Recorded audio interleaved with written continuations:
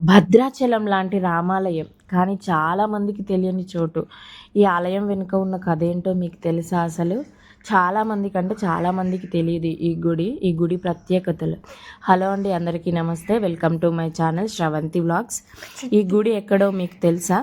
మీకు తెలిస్తే మీరు దర్శనం చేసుకుంటే నాకు ఒకసారి కామెంట్ చేయండి. ఇదేనండి ఇల్లంతకుంట సీతారాముల ఆలయం. దేవుడిని చూసారా? దర్శనం చేసుకోండి. దర్శనం చేసుకోకపోతే లోపల గర్భగుడిలో ఉన్న దేవుడిని కూడా చూపించాను. చూసారా? ఈ జనాలను చూస్తే నాకైతే చిన్న మినీ తిరుపతి లాగా అనిపించింది. అసలు ఎంతమంది 4 వేస్ పెట్టారు, అంటే 4 సైడ్లు దర్శనానికి ఇచ్చారు భక్తులకి. దేవుడిని ఒక రథంపై ఒక 1 మంత్ జాతర జరుగుతుందంట.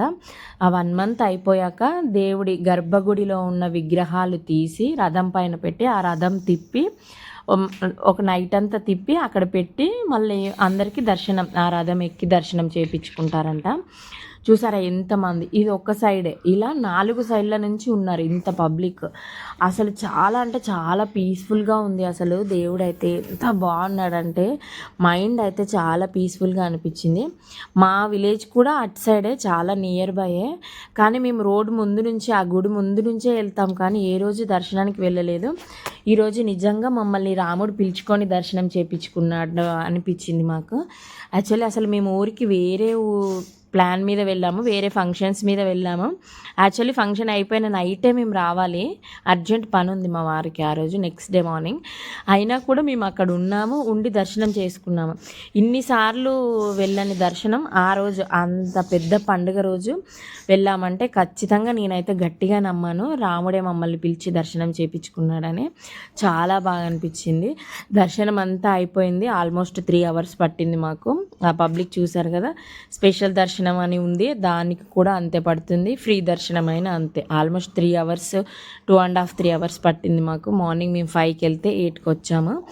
ఇంకా దర్శనాలు అన్నీ అయిపోయాక ఇది ఒక ఆనవాయితీ ఉంటుంది కదా మనకి, ఏ గుడికి వెళ్ళినా కూడా ఏదో ఒక టాయ్ తీసుకోవడం మా పిల్లలది. నాకైతే ఆ పబ్లిక్ని చూస్తే అలా అనిపించింది. మళ్ళీ దాని పక్కనే ఉన్న ఈ షాప్స్ చూస్తే కూడా ఏదో పెద్ద దేవాలయంకి వెళ్ళిన ఫీలింగే వచ్చింది నాకు. చూసారా ఎన్ని షాప్స్ ఉన్నాయో, ఎన్ని toy shops, bangles, toys, sweets, snacks, అన్నీ అంటే అన్నీ ఉన్నాయి. నాకైతే చాలా బాగా అనిపించింది. మా పిల్లలు చూసారా, ఒకరి చేతిలో ఒకరు పట్టుకొని వెళ్ళారు. మేము 2 ఫ్యామిలీస్ వెళ్ళాం, మా ఆడపడుచు వాళ్ళ ఫ్యామిలీ, మా ఫ్యామిలీ, 2 ఫ్యామిలీస్ వెళ్ళాం మేము.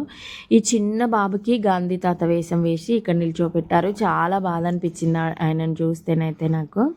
అసలు ఎందుకో అర్థం కాలేదు, అంత చిన్న పిల్లలకి అలా వేసి నిల్చోబెట్టడం, వేరే పని చేసుకోవచ్చు కదా అని నాకు చాలా బాధ అనిపించింది.